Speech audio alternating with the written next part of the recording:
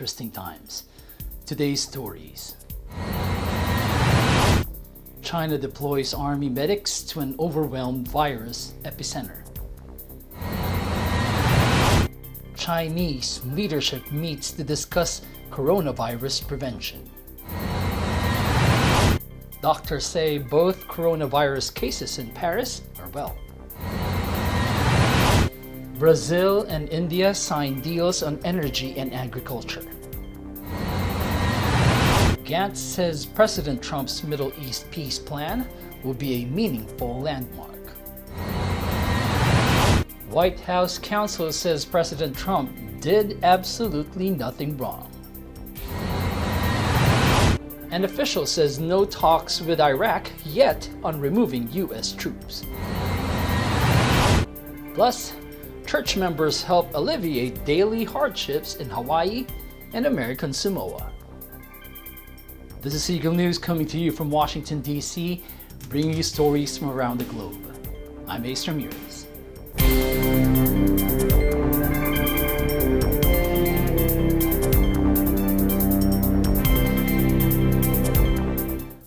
The Chinese army deployed medical specialists Saturday to the epicenter of a spiraling viral outbreak that has killed 41 people and spread around the world, as millions spend their normally festive Lunar New Year holiday under lockdown.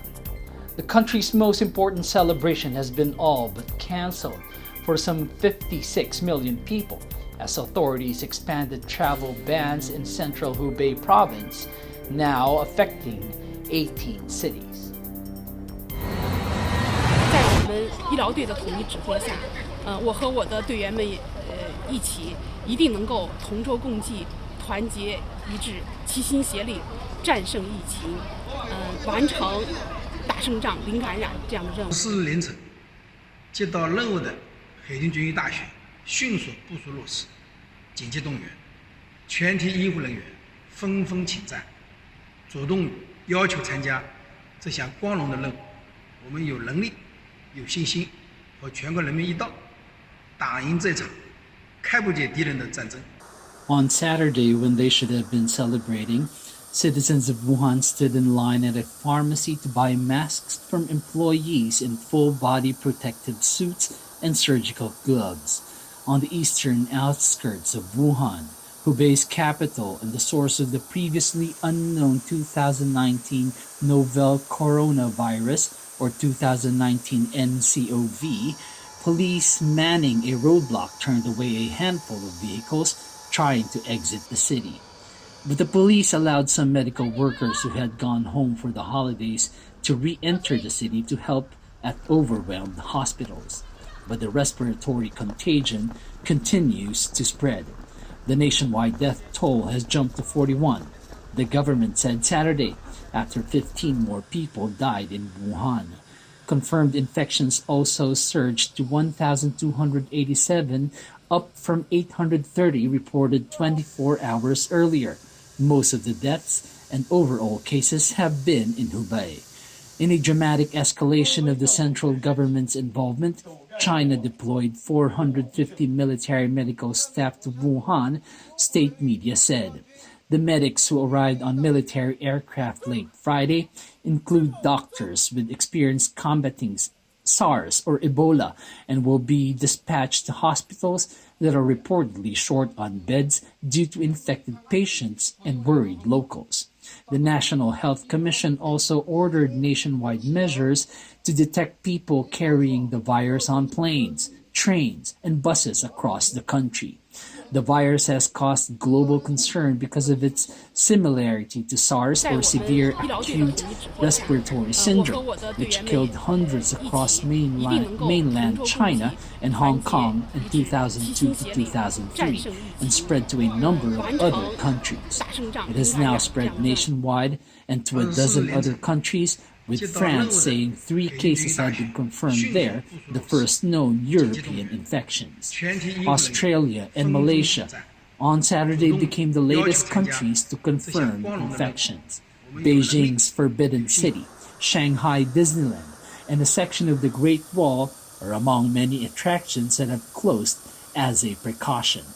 China's aggressive response has won praise, especially compared to its handling of SARS, when it was accused of reacting sluggishly and stonewalling the international community.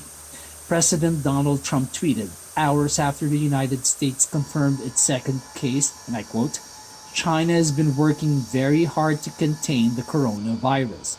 He said, and I quote, "The United States greatly appreciates their efforts and transparency. It will all work out well." The virus emerged at a bad time for containment, with hundreds of millions of Chinese rushing home for the holiday. The timing could limit the economic impact. However, since much of China normally shuts down anyway during the roughly week-long break, the outbreak emerged in late December, traced to a Wuhan seafood and live animal market that sold a vast range of exotic animals and other bush meat. Xi Jinping, General Secretary of the CPC Central Committee, chairs the meeting of the Standing Committee of the Political Bureau of the Communist Party of China, or CPC Central Committee on the Prevention and Control of the Outbreak of Pneumonia caused by the novel coronavirus.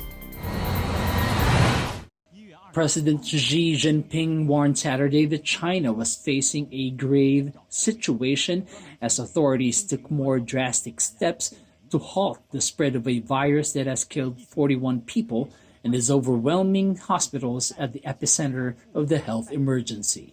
The world's most populous country scrambled to contain the disease that has already infected nearly 1,300 people, building a second field hospital to relieve overwhelmed medical facilities and closing more travel routes as the country marked the Lunar New Year holiday. According to state media, after more countries reported cases, Xi said at a Communist Party leadership meeting on the disease that China was faced with the grave situation of an accelerating spread of the new coronavirus, but that the country will definitely be able to win the battle. The new virus has now infected people nationwide and in nearly a dozen other countries, with France saying 3 cases were confirmed there, the first known European infections. A Chinese couple was hospitalized Friday at the Bichat Hospital in Paris on suspicion of having the coronavirus. The results of the diagnostic examination carried out on the 2 people were positive. But during a press briefing, Yazdan Pana, head of the Infectious and Tropical Diseases Department at the Bichat Hospital in Paris, assures that they are fine. 30 ans, d'origine chinoise, pour une suspicion de coronavirus. Il s'agit des patients qui, quand ils sont arrivés, avaient de la fièvre, qui avaient des signes respiratoires. Donc ils ont été rapidement classés par le centre 15 qu'ils ont appelé comme les patients suspects. Ils ont été ramenés ici pour évaluation. Ils allaient bien à leur arrivée, ils avaient une symptomatologie qui permettait de les classer comme cas possible, suspect, mais ils n'avaient pas de signe de gravité. Donc un examen diagnostique a été réalisé chez les 2 personnes et hier soir vers 20h environ, donc on a eu les résultats des 2 tests. In other news, Brazil's President Jair Bolsonaro holds talks with Prime Minister Narendra Modi during his maiden visit to India, as the 2 sides sign various agreements, including agriculture, energy cooperation, and cybersecurity. Brazilian President Jair Bolsonaro arrived for his first official visit to India on Friday, aiming to boost ties between the 2 stuttering BRICS economies and with fellow right-wing leader Narendra Modi. Critics call both men authoritarian and populist in the mold of leaders like U.S. President Donald Trump, Vladimir Putin of Russia, Turkey's Recep Tayyip Erdogan, and Viktor Orban in Hungary. Modi, facing more than a month of protests over a new citizenship law, has never given a proper press conference as prime minister, and Bolsonaro said this week he would no longer give interviews. Bolsonaro, accompanied by ministers and business leaders for the four-day visit, is this year's guest of honor at Republic Day celebrations on Sunday, when India showcases its military might and culture. An official at the Indian Foreign Ministry said, and I quote, "It will be an opportunity to re-energize our strategic partnership and take it forward in a focused manner. Trade between India and Brazil, part of the BRICS group with Russia, China, and South Africa, has risen in recent years, but reaching only a relatively modest $8.2 billion in 2018 to 2019. Neither economy is doing well, with Brazil narrowly averting a fresh recession last year and Indian growth hitting a 6-year low and unemployment its highest in 4 decades. Up next, Gantz says President Trump's Middle East peace plan will be a meaningful landmark. White House counsel says President Trump did absolutely nothing wrong. An official says no talks with Iraq yet on removing U.S. troops. Plus, church members help alleviate daily hardships in Hawaii and American Samoa. Eagle News will be right back. Stay with us.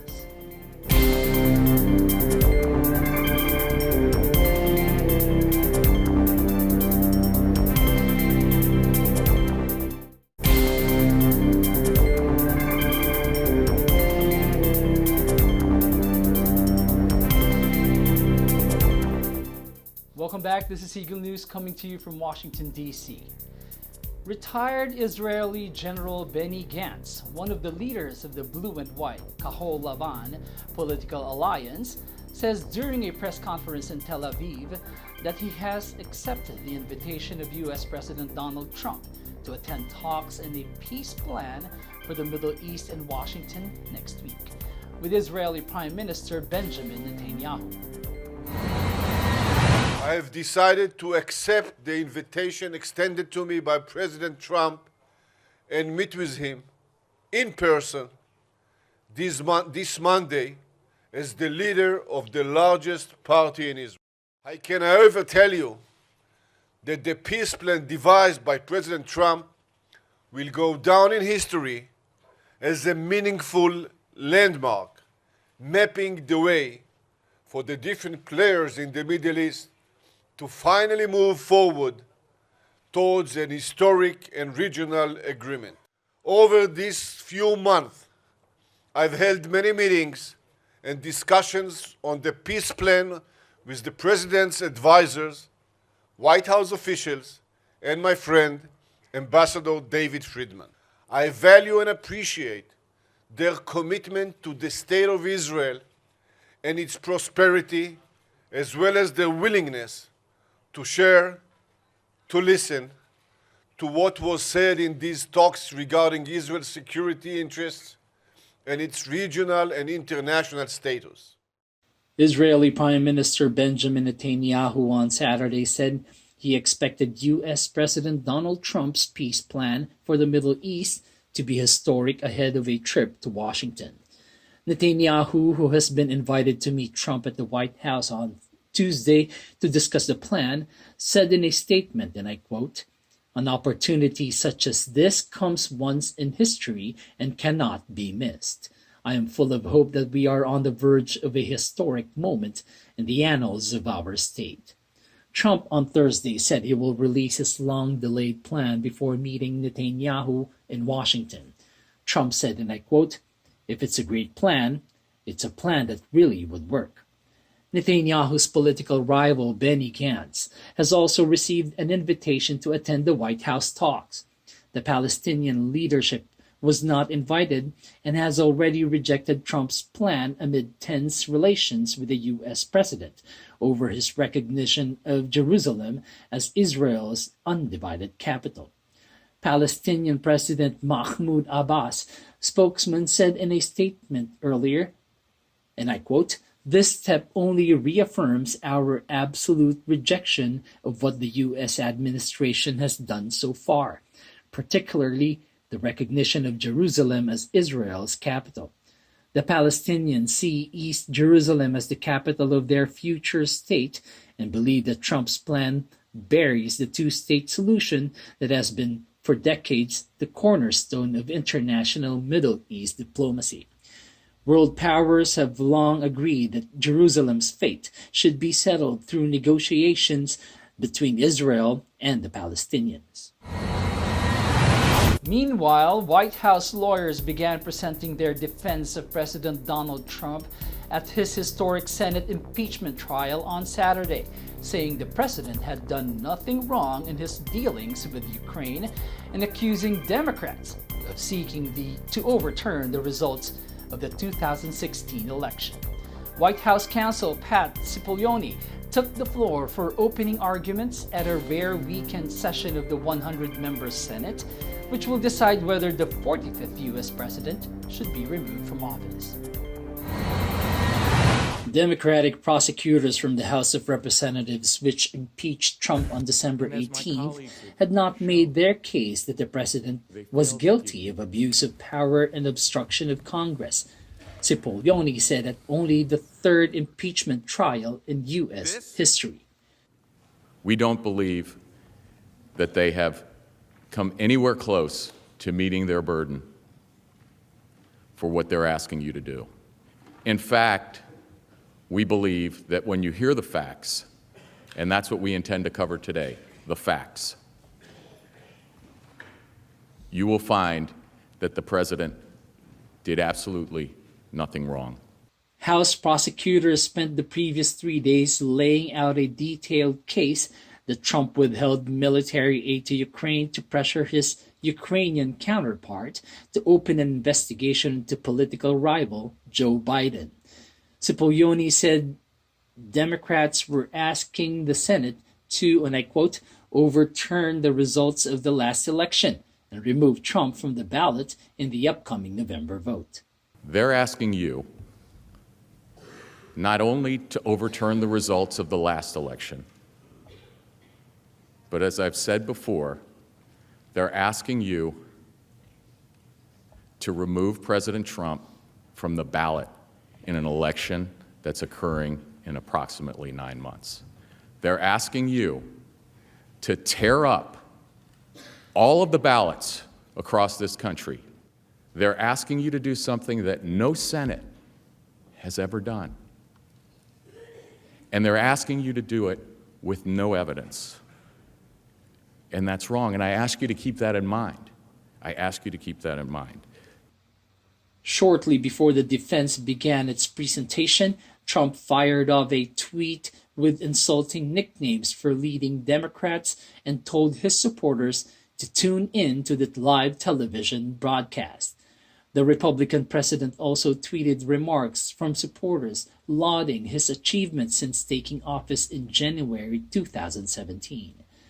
Trump's lawyers will have 24 hours spread over 3 days to present their defense of the president to the Senate, where Republicans hold a 53 to 47 seat majority. The short session will be welcome to 4 senators battling for the Democratic presidential nomination, allowing them to return to the campaign trail ahead of the February 3 caucuses in Iowa, which kick off the primary season.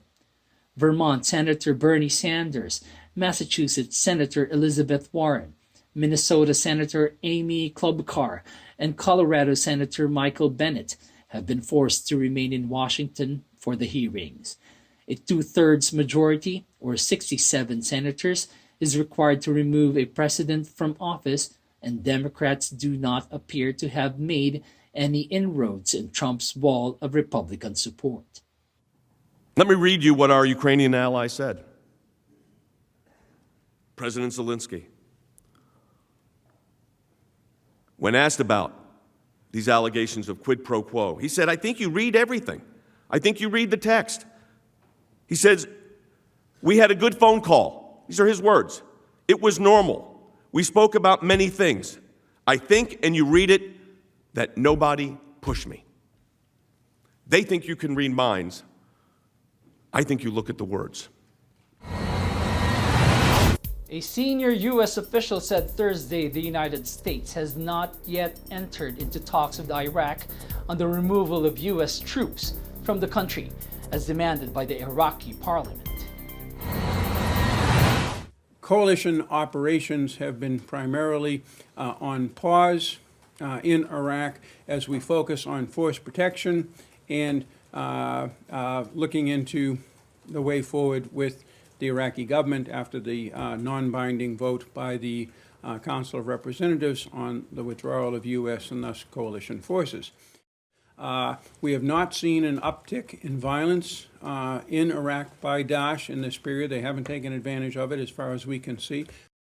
We are working with Secretary General Stoltenberg of NATO on ways that NATO can respond to the President's call for a bigger role in Iraq and elsewhere in the Middle East by NATO. We're not keeping thousands of Americans and thousands of other coalition country troops in Iraq without doing something. That is, we have a mission. It's an important mission. The mission is much wanted by the Iraqi military and by, we believe, most Iraqis. And many of you will hear that when you talk to them. And thus, over time, obviously, there is a possibility of a degradation of the effort against Daesh if we're not able to do the things that we were doing so effectively up until a few weeks ago. However, at the end of the day, this is obviously an Iraqi decision on the future of the American and the coalition presence. We acknowledge that. We're not interested in sitting down and talking only about withdrawal. Any conversations that the Iraqis want to have with us about the United States and Iraq, we believe should and must cover the entire gamut of our relationship, which goes. Jeffrey said that the operations against IS fighters have been on hold since a January 3 U.S. drone strike near Baghdad airport killed top Iranian General Qasem Soleimani. The killing of Soleimani prompted retaliatory strikes from Tehran on an Iraqi base hosting U.S. troops and a vote in Iraq's parliament for the removal of foreign forces. The special envoy said there had been no notable surge in IS activities in Iraq since Soleimani's killing. Jeffrey said U.S. operations against IS would not remain on hold forever. Now let's head over to the Pacific. According to recent surveys, the state of Hawaii has the highest cost of living in the U.S. In response to this, members of the Church of Christ there are doing what they can to help fellow residents in making ends meet. Here now is a combined report by our Hawaii correspondent Charmaine Serrera in the Big Island and Ron Hamilton in Honolulu. And we thank the church administration because we are a part of this global activity that is the salvation of other people, our countrymen, our brethren.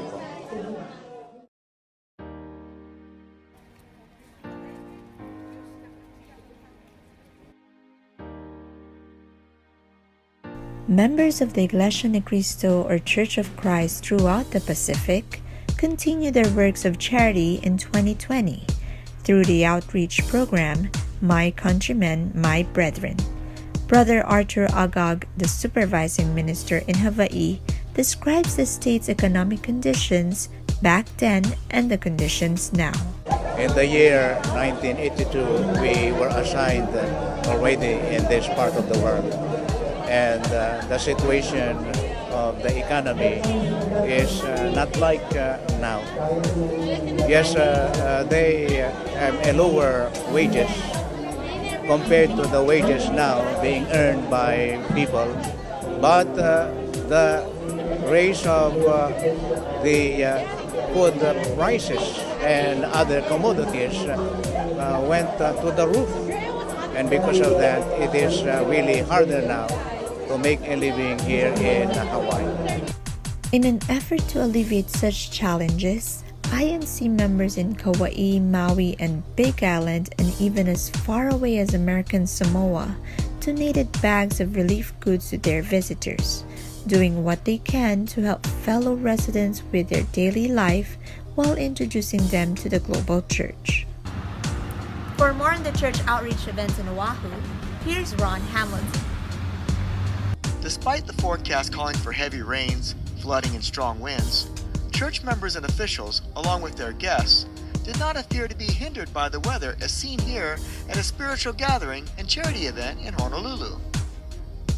But we are very, very happy because if we compare people who are listening before, we have more people who respond to our invitations. Like now, we have my countrymen, my brethren, we have our evangelical mission. Even though there's an inclement weather, many responded to our invitation. The church's outreach effort throughout the Pacific was held in concert with other congregations around the world. Brother Arthur and other members expressed optimism for more opportunities to assist their fellow citizens later this year. Even the economic condition became worse in this part of the world, but people responded spiritually, seeking for their salvation, because that is really our hope, to receive salvation, life forevermore. Reporting from Makalapa Elementary School, this is Ron Hamilton for Eagle News. Item 1, 25. Thank you, Charmaine and Ron. That is today's Eagle News. Join us again tomorrow for stories that matter to you. Visit our websites at eaglenews.net and eaglenewslive.com. Follow us on Twitter at twitter.com/eaglenews and on Facebook at facebook.com/eaglenews. Thank you for watching. I'm Mace Ramirez at 1 with 25.